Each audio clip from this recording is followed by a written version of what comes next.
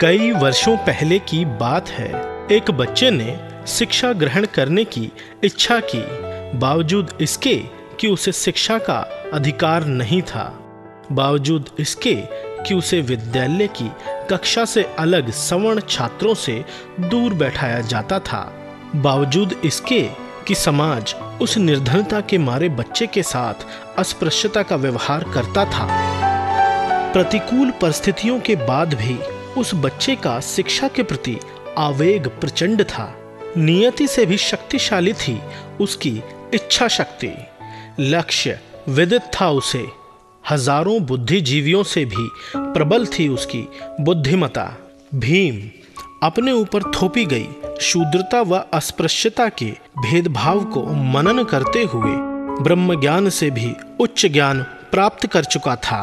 वो पहचान चुका था कि मानवों में अंतर्भेद करने वाली इस प्रथा को मिटाने के लिए उसे देश के तत्कालीन कानून में बदलाव लाने होंगे और ऐसा करने के लिए स्वयं उसे शिक्षा के हर स्तर पर सफलतम बनना होगा। अब भीम को न सिर्फ अस्पृश्य समाज की अपितु पूरे राष्ट्र की काया पलट करनी थी। भीम शिक्षा का हाथ पकड़े सफल होता गया। सहस्त्रों मनुवादी रूपी दुर्योधनों ने बहुत बाधाएं लगाईं, किंतु भीम तो आखिर भीम थे। वे धरती पर स्वयं का अवतार थे। ये दृढ़ प्रतिज्ञ व्यक्तित्व गवर्नमेंट हाई स्कूल बॉम्बे में प्रवेश पाने वाले पहले अछूत छात्र बने। इसके बाद बॉम्बे यूनिवर्सिटी से बीए की डिग्री प्राप्त की। भीम ने अपनी क्षमताओं पर विश्वास करते हुए कोलंबिया यूनिवर्सिटी अमेरिका से एमए किया और लंदन स्कूल ऑफ इकोनॉमिक्स से एमएससी कर अंबर पर दलितों की क्षमताओं का इतिहास रच डाला। इस महान व्यक्तित्व ने, जो स्वयं में संपूर्ण थे, अपने परिश्रम एवं दूरदर्शिता से स्वयं को गढ़ा। भारत के लिए, भारत के दरिद्र दलित समाज के लिए उन्होंने आर्थिक संकट झेले, अस्पृश्य तिरस्कार सहा, संतानों को गोद में खिलाने से वंचित रहे, जीवन संगिनी से मूक विरह सही, परंतु अडिग और अटल रहते हुए कोलंबिया यूनिवर्सिटी से पीएचडी की उपाधि प्राप्त की, डॉक्टरेट ऑफ साइंस की उपाधि लंदन स्कूल ऑफ इकोनॉमिक्स से प्राप्त की, कोलंबिया यूनिवर्सिटी से डॉक्टर ऑफ लॉ बने, उस्मानिया यूनिवर्सिटी से डॉक्टरेट ऑफ लिटरेचर किया। ये महामानव यहाँ भी नहीं रुके और बैरिस्टर ऑफ लॉ की उपाधि भी अर्जित की। अपने जीवन काल में 4 डॉक्टरेट की डिग्रियां लिए ये व्यक्तित्व ज्ञान का महासागर बन विख्यात हो चुके थे। भीमराव अपने ज्ञान के अस्त्र शस्त्रों की दीक्षा प्राप्त कर चुके थे। संपूर्ण विश्व उन्हें बाबा साहेब डॉक्टर भीमराव अंबेडकर के नाम से जानने लगा था।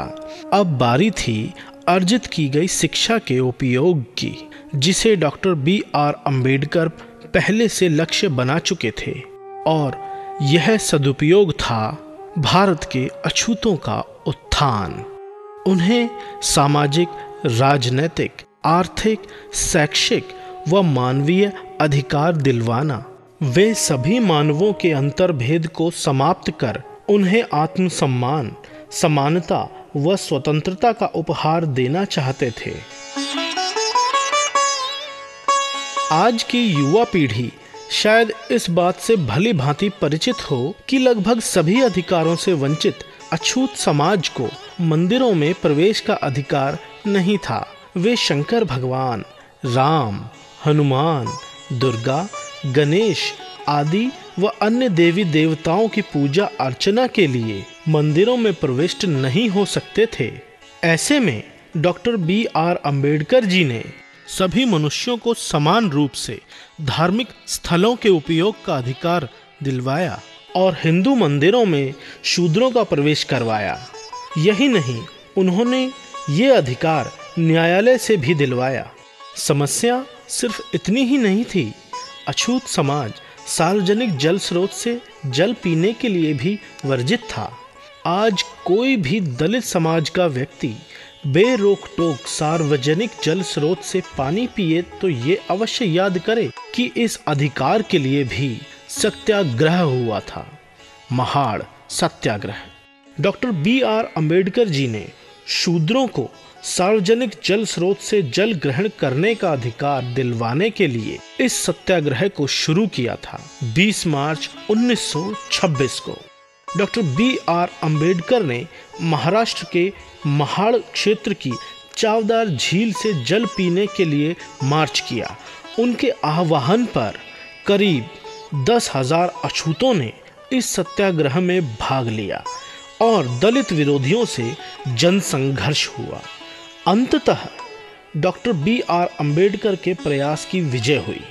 सभी दलितों ने चावदार झील से जल पीकर हजारों वर्षों में पहली बार किसी सार्वजनिक जल स्रोत से जल ग्रहण किया और इस अधिकार को डंके की चोट पर पूरे भारत भर में फैलाया।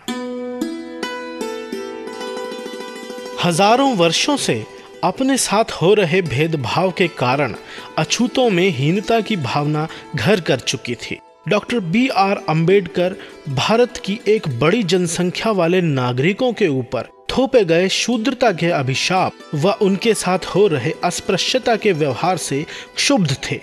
वो इस कलंक को धोकर भारत को सही मायनों में पावन धरती बनाना चाहते थे। परंतु व्यथा ये थी कि डॉक्टर B.R. अम्बेडकर को अपने ही भारतीयों के रोष और विरोध का सामना करना था। ये वो सवर्ण भारतीय थे जो भारतीय समाज के जातिगत भेदभाव से भरे सामाजिक प्रचलन के बारे में स्पष्ट नहीं थे और कहीं न कहीं इस भेदभाव की भावना से ग्रस्त थे।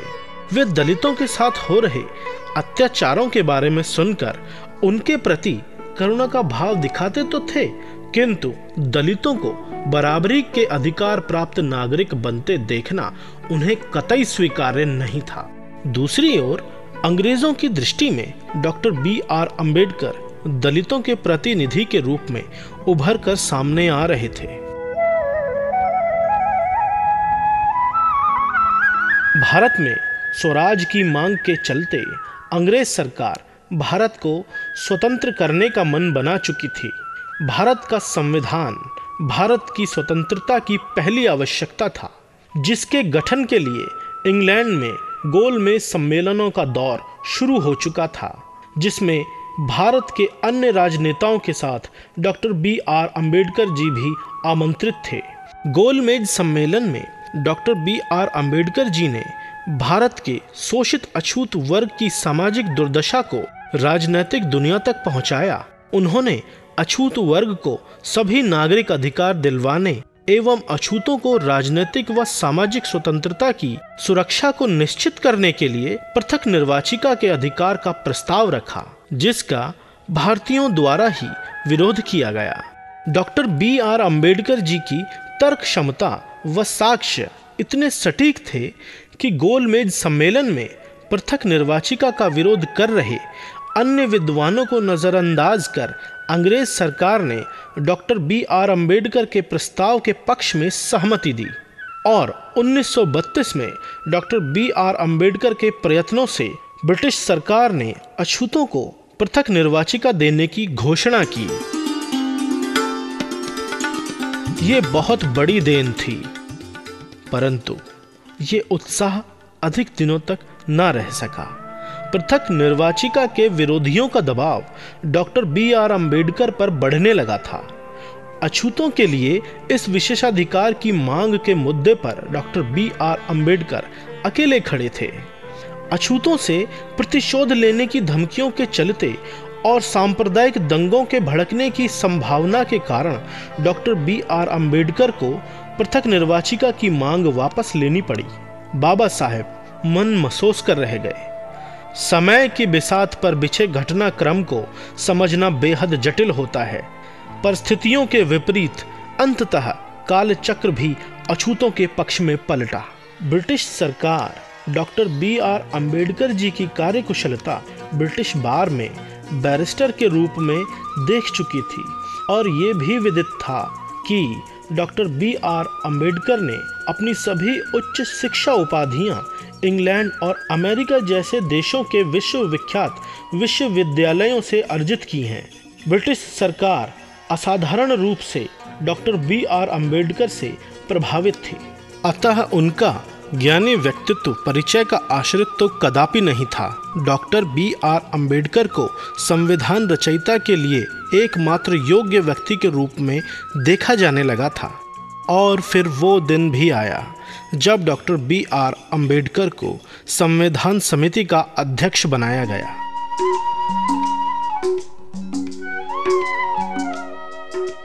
Doctor B.R. अम्बेडकर ने संविधान लिखना शुरू किया, अनेक न्यायोचित नियमों को उसमें संलग्न किया, देश की कार्य प्रणाली को सुगमता से चलाने के लिए तो उपाय दिए ही, पूना पैक्ट में पृथक निर्वाचिका का अधिकार खो देने पर अछूतों को हुए नुकसान की भरपाई भी की। बाबा साहेब ने अछूतों के लिए संविधान में आरक्षण दिलवाया, सभी प्रकार के भेदभाव को गैर कानूनी घोषित किया और अनेक दलित उत्थान के नियमों को संविधान में लागू किया। भारत के सभी नागरिकों को समानता के साथ नागरिक, राजनैतिक, शैक्षिक व धार्मिक अधिकार दिलवाए और सभी नागरिकों की स्वतंत्रता को संविधान द्वारा सुरक्षा का वचन दिया। उन्होंने भारतीय नारियों की भयावह सामाजिक दुर्दशा व स्थिति को देखते हुए संविधान में नारियों के लिए विशेषाधिकार प्रस्तुत किए, जिसके कारण श्रीमती इंदिरा गांधी जी भारत की पहली महिला प्रधानमंत्री बन सकीं।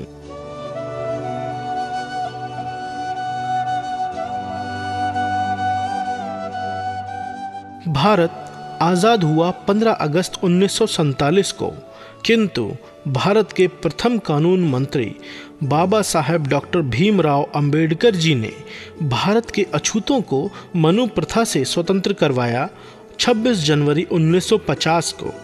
इस दिन डॉक्टर B.R. अम्बेडकर जी की कलम से लिखा हुआ संविधान लागू हुआ।